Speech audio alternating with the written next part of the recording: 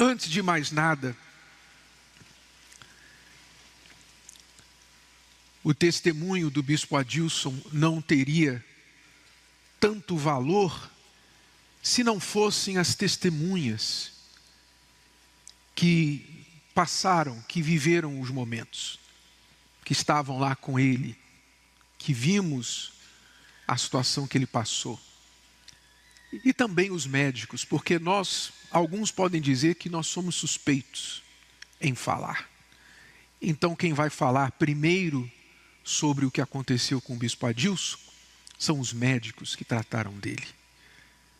Na madrugada, para quem não sabe, na madrugada da penúltima terça-feira, dia 10 de junho, para quarta-feira, dia 11, o bispo Adilson teve essa experiência. E então nós vamos ouvir dos médicos primeiro e depois dele e das testemunhas que ali estavam. Vamos acompanhar o relato dos médicos, por favor. Eu sou formado em medicina de emergência, né? Então eu trato muito disso, paciente grave. E agora no dia 10 de junho, na madrugada do dia 11 de junho, na quarta-feira, eu estava no meu plantão, nos locais que eu trabalho, que é na UPA Vila Maria, né? Por volta ali mais ou menos de meia-noite, meia-noite e meia. E aí foi quando a gente se deparou, né, de várias pessoas, enfim, levando, né, esse paciente, esse senhor, lá para a sala. E quando a gente já se deparou com o primeiro contato, todo paciente chega grave para a gente na sala de emergência, o primeiro que a gente tem que fazer, checar se ainda tem pulso, se o coração ainda está batendo, o paciente chega desacordado. E foi o que ele chegou, né? Ele chegou bastante grave, chegou bastante roxo, cianótico, essa palavra que a gente usa, tá bom? E de imediato a gente já checou o pulso. E quando a gente checou o pulso, a gente já viu que não tinha pulso, ou seja, o coração não estava batendo. Nessa hora a gente diagnosticou como sendo uma parada cardiorrespiratória, que a gente chama de PCR, e logo a gente já fez a primeira conduta, que seria o quê? Chocar o paciente, né? Chocamos ele, fizemos as massagens, as medidas, durou essa RCP, ou seja, essa ressuscitação cardiopulmonar, durou aí por mais cerca de 8 minutos de parada assistida, que a gente faz as medidas para tentar, né, com que esse coração volte a bater, ele volte a ter sinais de vida. E após 8 minutos, o coração dele voltou a bater e ele voltou a ter sinais de vida. Só para dar um detalhe, mesmo a gente fazendo a reanimação da melhor forma possível, chocando na hora certa, só 30% de tudo que a gente faz é o nosso fluxo sanguíneo normal. Então, assim, ainda a ressuscitação em si ainda é muito aquém do coração batendo normalmente. Deu para entender isso? Então, o cérebro, via de regra, 2, 3 minutos aguenta, vamos dizer assim, aquela hipóxia, ou seja, aquele coração que não está mandando sangue, ou seja, não está mandando nutriente, oxigênio, seria aquele tempo de sobrevivência. A partir disso, o neurônio começa a morrer.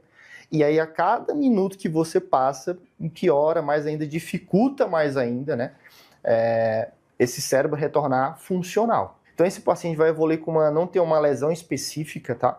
Mas ele pode evoluir com uma série de lesões, tá? Desde virar, como a gente diz, entre aspas aí, tá? Em estado vegetativo. Como assim? É um paciente que fica acamado, totalmente dependente, às vezes precisa usar tráqueo, evolui com mioclonias, que são convulsões, tá? São pacientes que têm piora da cognição, evolui com dor crônica, uma série de complicações. Além de que, 15 minutos, o risco é de, mesmo você aplicando tudo que a gente fez, de RCP, choque, massagem, adrenalina, não volte à vida. Tá? Sou a doutora Roberta Porré Casolini, sou médica cardiologista aqui do Hospital Moriá. Quando a gente fala de morte súbita, a gente está falando de uma parada cardiorrespiratória, ou seja, por algum motivo, no caso do senhor Adilson foi uma parada cardíaca provocada por um infarto, né? Foi de causa cardíaca, por algum motivo o sangue deixa de circular para o restante do corpo. E aí algumas sequelas decorrentes dessa falta de oxigenação, falta de circulação, são esperadas. Esse era o nosso grande receio, na verdade. Ele ficar no estado de sobrevivência, né? De talvez respirar por ajuda de aparelhos, se alimentar por auxílio de sonda, não compreender o que estava acontecendo, não ter entendimento, não ter mais consciência. Enquanto ele teve por 2 dias em coma induzido, e a nossa preocupação foi uma proteção neurológica para ver como ele iria evoluir. Então, a expectativa é que alguma sequela aconteceria. E ele foi estubado no 2º dia, né? no mesmo dia ele já estava conversando, né, já estava falando, orientado. Aproximadamente 10% das pessoas que sofrem um evento semelhante ao que aconteceu com o senhor Adilson sobrevivem. Meu nome é Guilherme San Girardi, eu sou médico cardiologista e intervencionista, trabalho no Hospital Moriá. Eu fui acionado pela equipe da cardiologia do hospital, porque havia um paciente, o senhor Adilson, que havia sofrido uma parada cardíaca durante um jogo de futebol e fui solicitado a realização do cateterismo, porque a suspeita era que ele tinha tido essa parada cardíaca por um infarto agudo do miocárdio. Tá? A gente recebeu ele na sala de hemodinâmica no centro cirúrgico, num estado grave, entubado, sedado, com uso de algumas medicações para manter a pressão arterial, para evitar arritmias, e um estado grave de um paciente com um quadro agudo aí de um infarto. Tá? Então foi feito esse procedimento em caráter de emergência, apesar da gravidade do estado clínico dele, não havia outra possibilidade de tratamento. Então foi encaminhado para o setor de hemodinâmica, a gente fez o cateterismo, a gente conseguiu detectar que havia uma artéria totalmente ocluída, obstruída 100%, e essa artéria que foi a responsável pelo evento agudo, pelo infarto agudo do miocárdio, mas além dessa artéria, ele também tinha uma artéria com uma obstrução muito importante, com uma obstrução de 90%.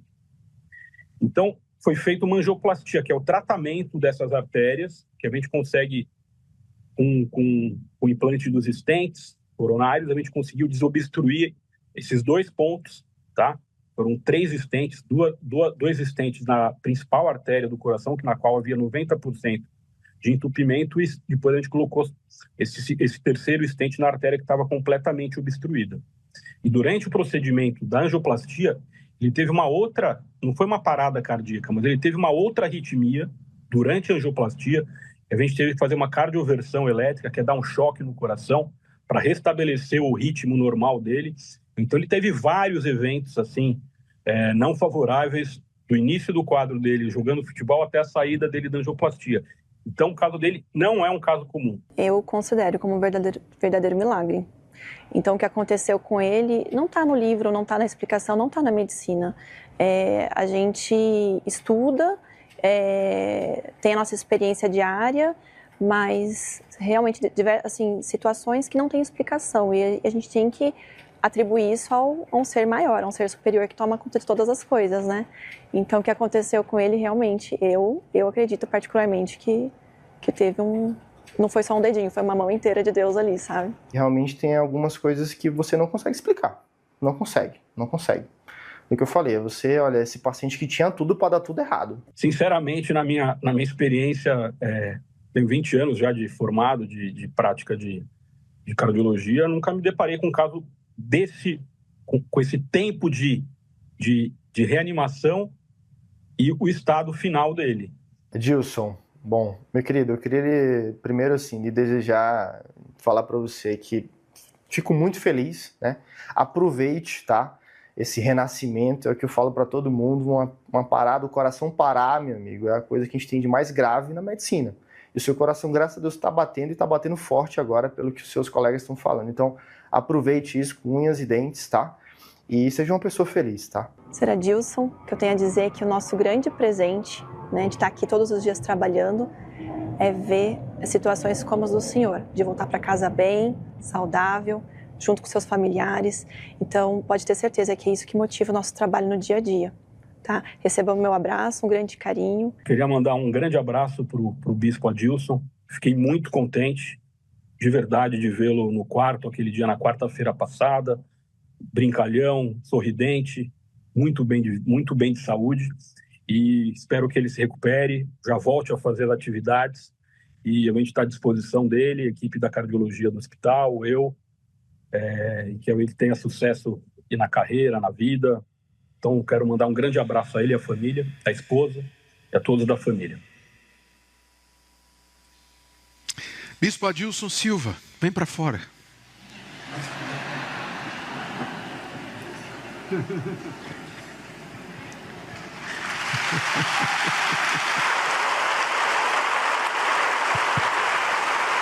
Bom dia. Amém.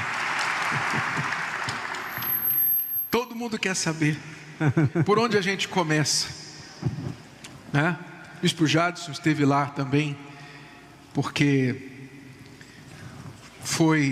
eu estava particularmente dormindo já essa hora, e os meninos jogando futebol. Criança, sabe como é que é?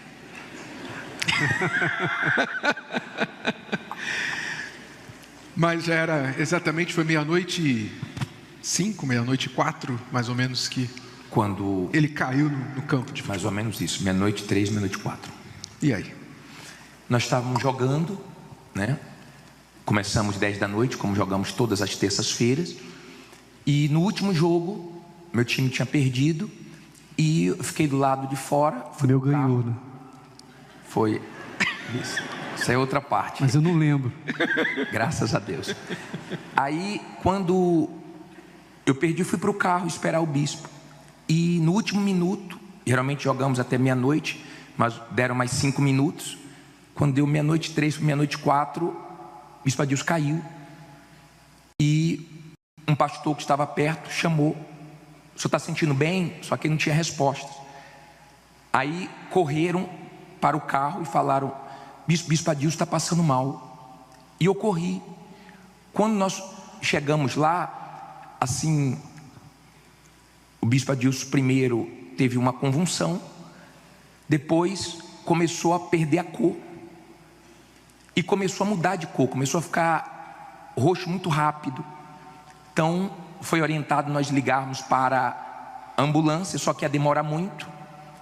E nós não sabíamos onde tinha um hospital mais perto. E naquela agitação, nós falamos: vamos colocar no carro e vamos levar. Quando falamos vamos levar, colocar o carro aqui dentro do campo, uma pessoa que não é da igreja ouviu, e nós pegamos o carro e saímos.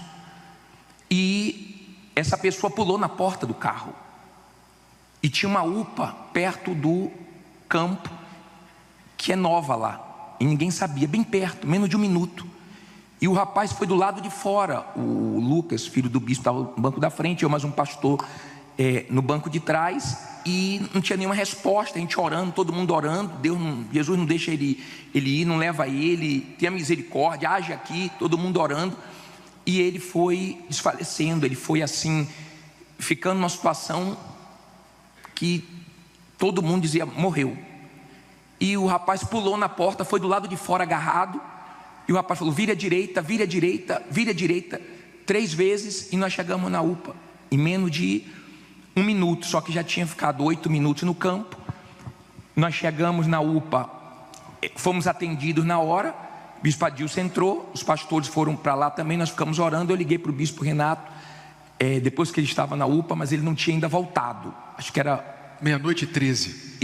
Está lá no meu celular. Foi a primeira ligação. Aí você imagina, desculpa, acordar e receber essa notícia, né? Para você entender o que estava acontecendo. Acordei, a ligação foi 1 minuto e 15 segundos. Nós pulamos da cama, Cristiane e eu, e colocamos uma roupa. Na verdade, antes de colocar a roupa, nós levantamos as mãos para os céus. E eu só me lembro que eu dei um grito e falei: meu Deus, agora não.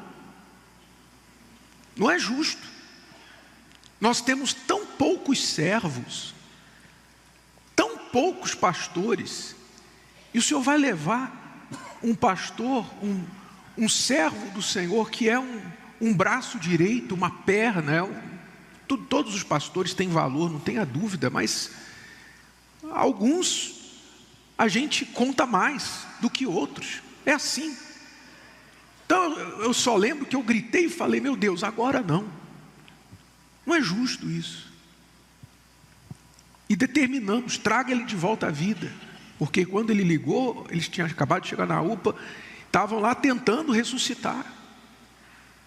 Botamos a roupa, pegamos o carro e fomos para lá. Chegamos em mais ou menos 10 minutos. Mas no caminho, o bispo Jadson me liga de novo que tinha acontecido? Os médicos o médico ficou junto com a equipe tentando reanimar. Primeiro deu uma massagem, depois o choque, e não deixou nós ficarmos lá dentro. Acho que só o filho do bispo ficou lá dentro. Nós ficamos orando, e aquele 1 minuto parece 10, aquele minuto parece uma eternidade.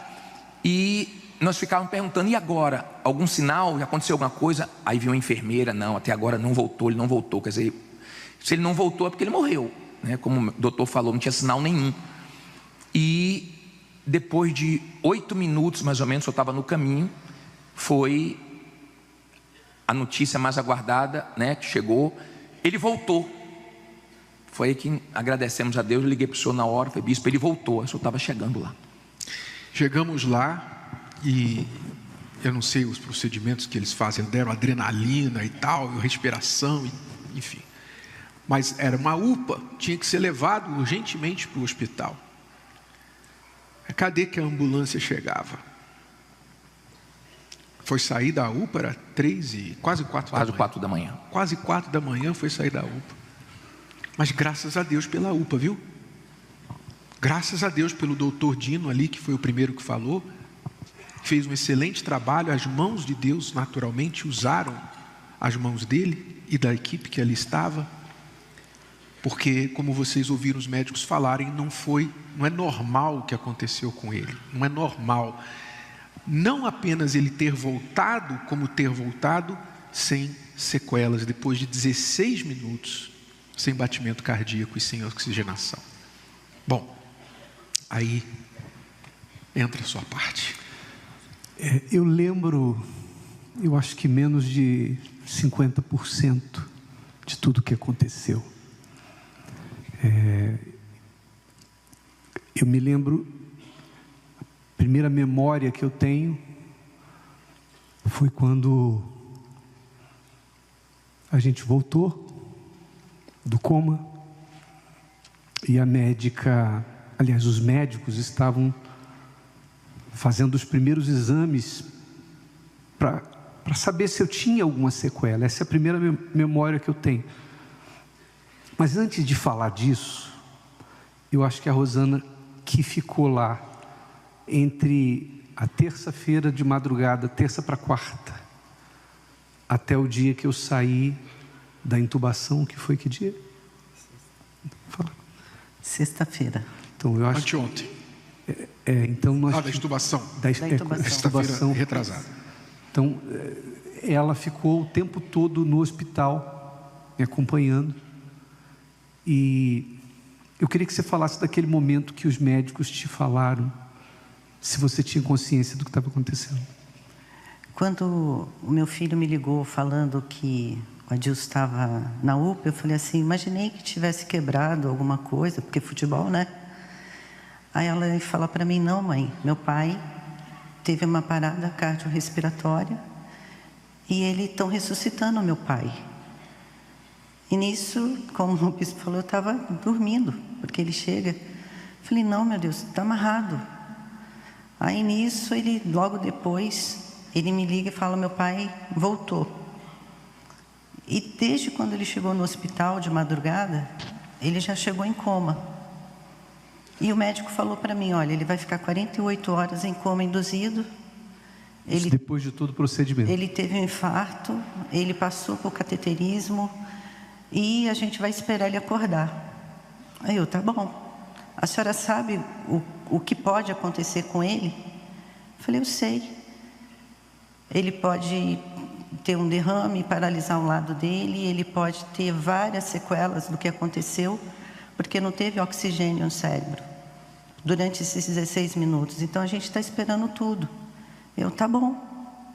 Então os médicos falavam e eu ia para os pés do Senhor Jesus, cobrando de Deus isso. Eu ouvia, mas eu clamava a Deus: Deus, eu não aceito sequelas. E várias vezes.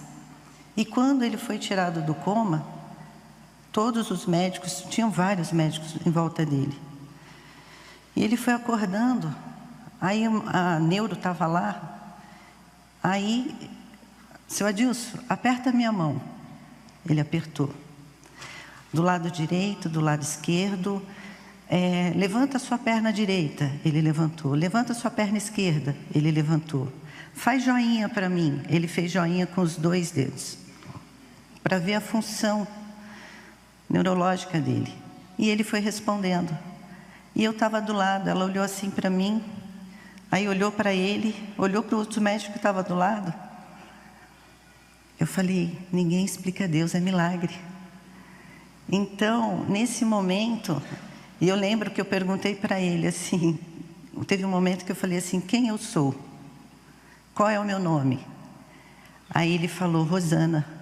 Eu falei, ainda...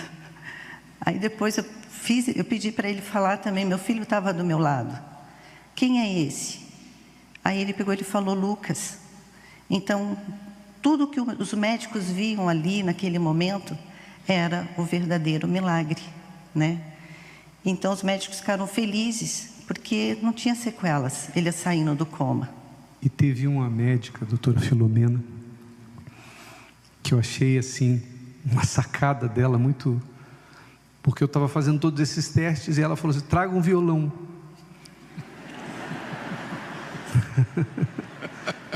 Realmente, eu acho que não tinha teste mais confiável, porque música é matemática, música é memória,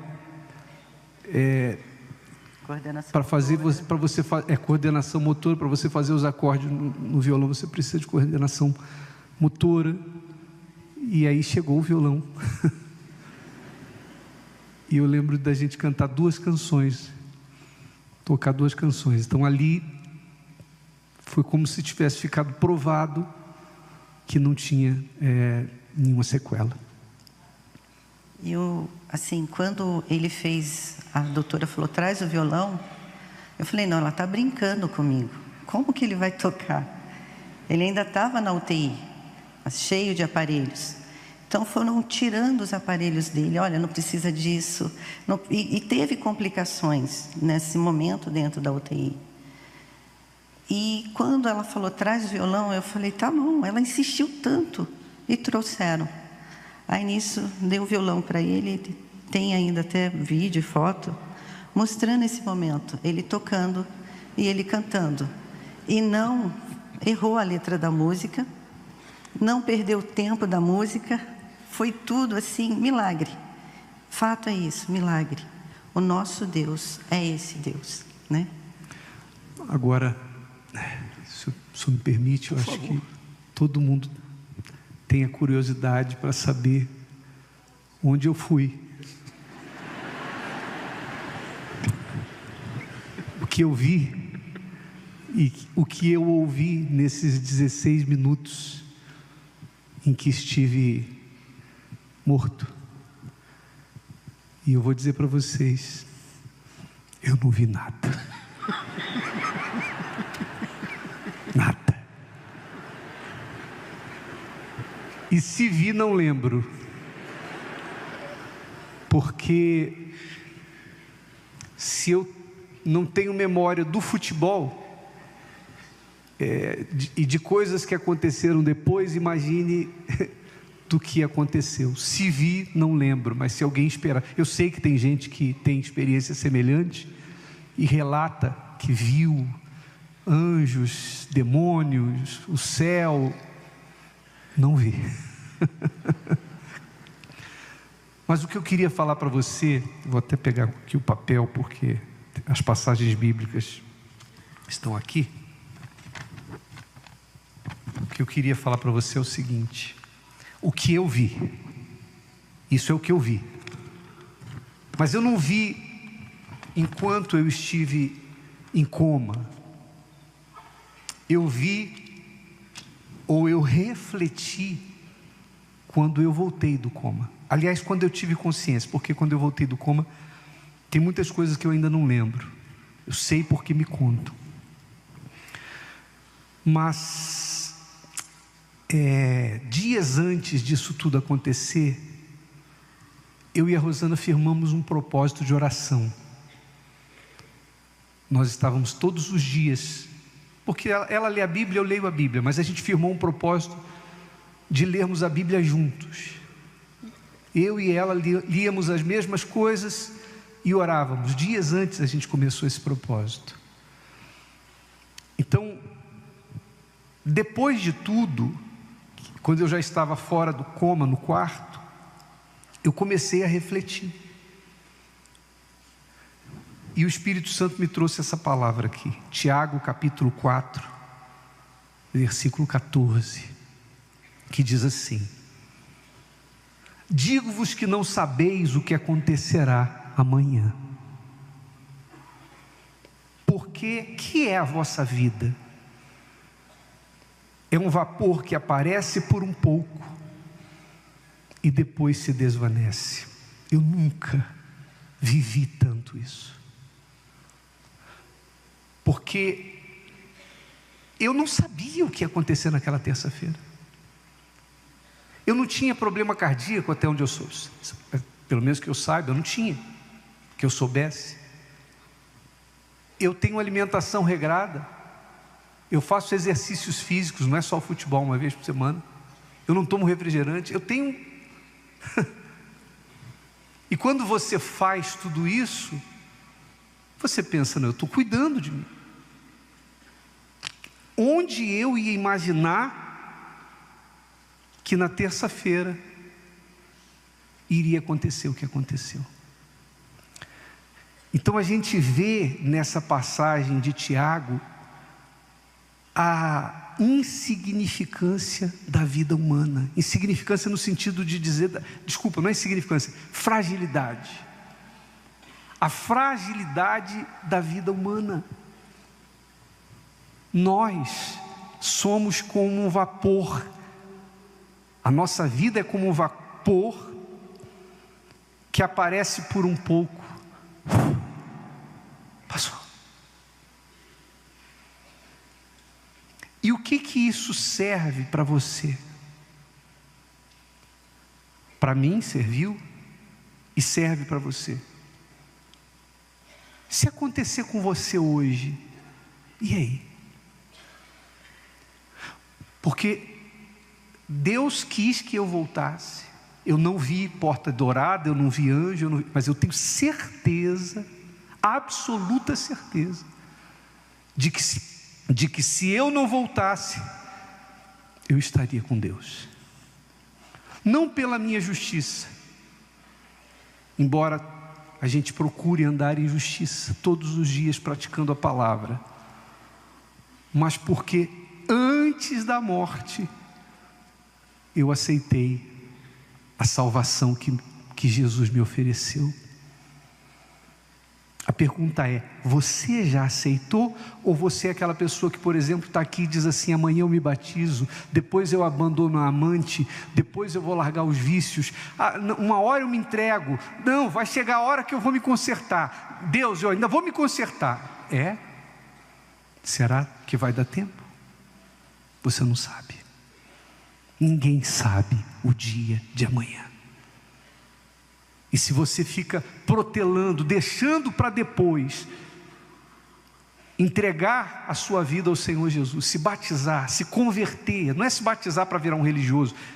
O batismo, quando a gente se batiza, a gente está dizendo para Deus o seguinte: reconheço que sozinho não posso ser salvo. A minha justiça por si só não é suficiente. Então, eu aceito o que o Senhor pagou para mim. E a partir daí, você passa a viver uma vida em novidade de vida. Então, consulte a sua vida e veja se você hoje, você está preparado para isso? E uma outra passagem, aliás, outras passagens que Deus falou muito comigo, porque tem um momento que você diz assim: por quê? Por quê? Se eu estou servindo ao Senhor, eu estou trabalhando para o Senhor, por quê? E aí eu abri a Bíblia em Isaías capítulo 45, versículo 9, e Deus me disse assim: ai daquele que contende com o seu Criador, o caco entre outros cacos de barro. Porventura dirá o barro ao que o formou: que fazes? Ou a tua obra não tens mãos? Ou seja, essa passagem mostra a arrogância humana. O ser humano que questiona a Deus, sabe que chega para Deus e diz: o que o Senhor está fazendo? Por que isso? Por que aquilo? Nós somos um caco, cacos entre cacos. Amém, pessoal? E eu creio que a passagem dessas aqui mais conhecida, que é Romanos capítulo 8, versículo 28. E sabemos, veja bem, não está escrito sentimos, está escrito o quê? E sabemos, Deus trabalha com conhecimento, saber, você tem que ter conhecimento, não adianta você sentir, não está escrito e sentimos, mas e sabemos que todas as coisas contribuem juntamente para o bem daqueles que amam a Deus, não de todos, mas daqueles. Se você ama a Deus, ainda que o que aconteceu não é bom, Deus vai transformar isso em bem. A dor não é boa, mas Deus transforma a dor em bem para você. Se você o ama, quem o ama? Todo mundo, que maravilha. Mas Jesus disse que aquele que o ama obedece os mandamentos. Não adianta você levantar a mão e dizer que ama por sentimento, se você não tem usado a cabeça, não tem andado na presença de Deus. Então tudo coopera para o bem daqueles que amam, daqueles que são chamados segundo o seu propósito. Amém, gente?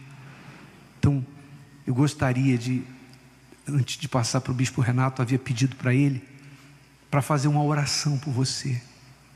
Você pode se batizar nas águas hoje, não tem desculpa. Ah, eu não vim preparado. Os obreiros dão um jeito, os levitas dão um jeito. A gente faz qualquer coisa por uma alma, ainda mais arrumar uma roupa. E se hoje uma alma, uma única alma, for alcançada por isso que está acontecendo aqui, já valeu a pena. Amém, pessoal? Porque se não for para servir a Deus, também não teria motivo para a gente voltar. Fique de pé, por favor.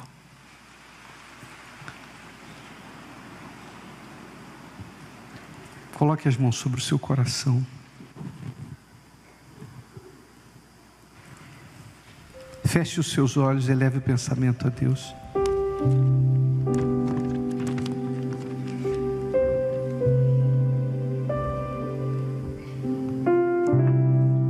Quem disse que você precisa entender as coisas que Deus faz, as coisas que Deus faz, o caco que criou, o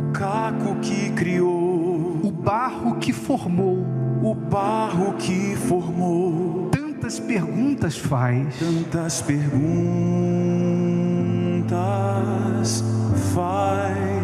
há coisas que você jamais vai entender, mas tem que confiar, que aquele que te fez, sabe tudo de você, e jamais irá falhar,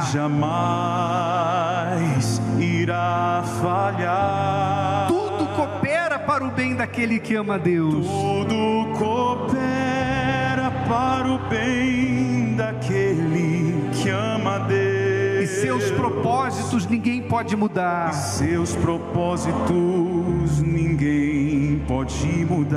E mesmo se o que acontece não dá para entender,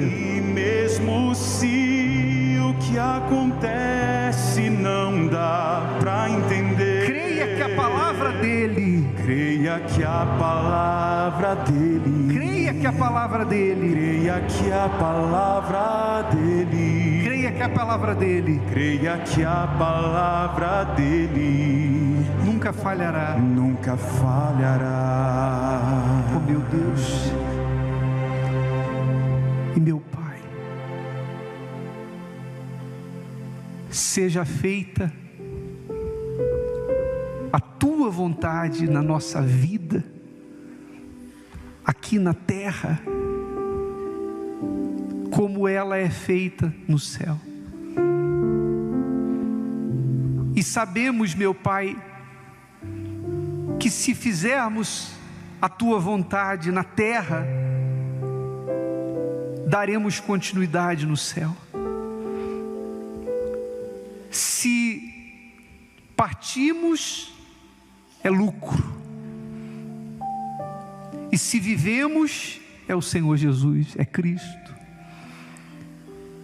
Então, meu Pai, que agora haja salvação nesse lugar.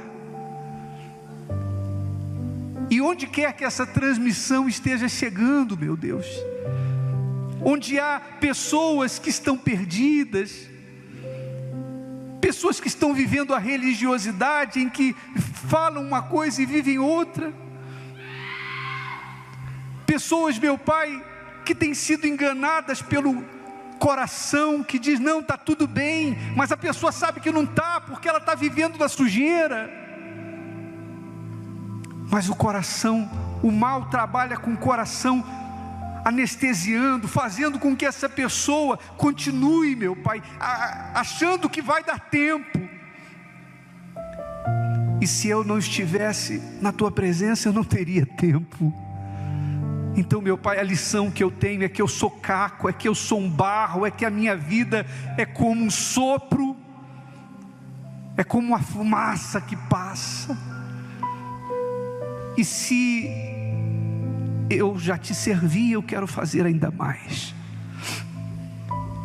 Eu quero que o Senhor, meu Pai, nos ajude, nos inspire, nos dê os pensamentos, raciocínios, palavras, para que nós possamos chegar à mente das pessoas, meu Pai, e fazê-las entender que ninguém vai ser salvo porque é bonzinho, mas só a salvação no Senhor Jesus.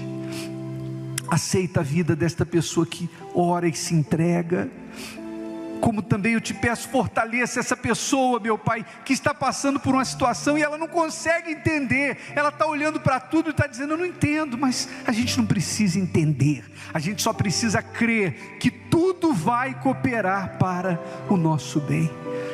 Minha amiga, meu amigo, clame pela sua salvação, fale com Deus agora. Se você estava vivendo no erro, tome uma decisão agora, volte-se para Deus, fale com Ele.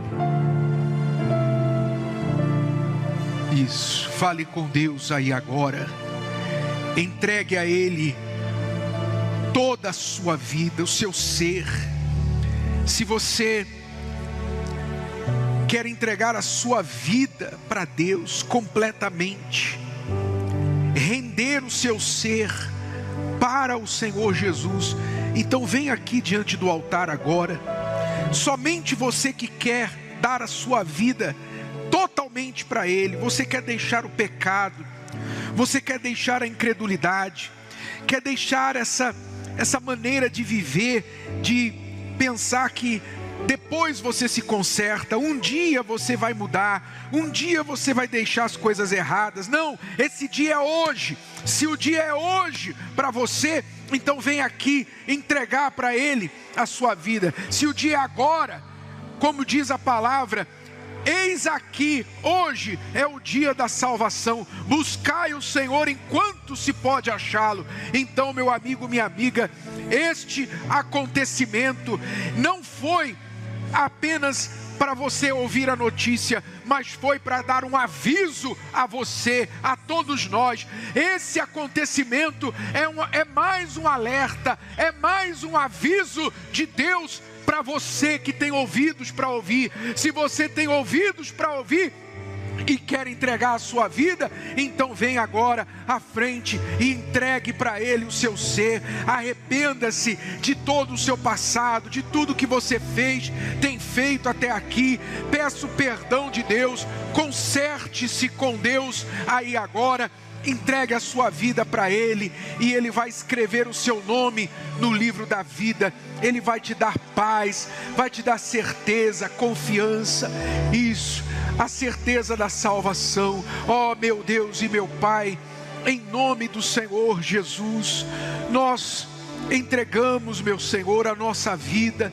Esta pessoa que entrega a vida dela, esta pessoa que se entrega, meu Pai, que estava talvez fria na fé, morna na fé, essa pessoa que estava brincando de igreja, brincando de fé, brincando de religião, presumindo que a sua vida, meu Deus, ela vai ter tempo para amanhã se consertar. Não, meu Pai, o Senhor está dizendo agora, é agora. A porta se fecha, a porta está prestes a se fechar. Receba o alerta de Deus. Ó, em nome do Senhor Jesus, Espírito Santo, meu Deus e meu Pai, abençoe Jesus agora. Abençoe, meu Deus, abençoe esta pessoa, abençoe, Espírito Santo, em nome do Senhor Jesus. Vem agora lavar o coração de todo erro, de toda falha, de todo pecado, de toda sujeira, incredulidade, toda confusão espiritual. Essa pessoa que vivia dividindo a sua fé entre tantos deuses deste mundo, meu Pai, mas ela quer confiar somente no Senhor Jesus Cristo, aquele que venceu a morte, o único que venceu a morte e permanece vivo para sempre. Ele também garante a nossa vitória. Aleluia, aleluia. Vem, Espírito Santo, agora receber a vida desta pessoa, meu Pai, que se entrega a Ti de todo o coração, em nome de Jesus. Isso, entregue para Ele a sua vida, entregue a Ele todo o seu ser. Busque o conserto com Deus. Você que estava frio, você obreiro, você pastor, você esposa, você que está me assistindo, que estava afastado, você estava afastado, você está afastado. Você tem que decidir de uma vez por todas voltar para a presença de Deus, colocar para trás as diferenças, porque no céu nada disso vai contar. Na eternidade, essa mágoazinha que você ficou, essa picuinha que tirou você da igreja, meu amigo, minha amiga, não vai importar na eternidade, mas pode roubar a sua salvação, enquanto você não perdoa, enquanto você não deixa passar e perdoar. Então livre-se disso, resolva isso agora, resolva a sua vida com Deus, lave o seu coração, lave a sua alma agora, para que ela seja limpa, lavada, purificada e perdoada por Deus, e você receba a paz, a certeza da salvação, em nome do Senhor Jesus.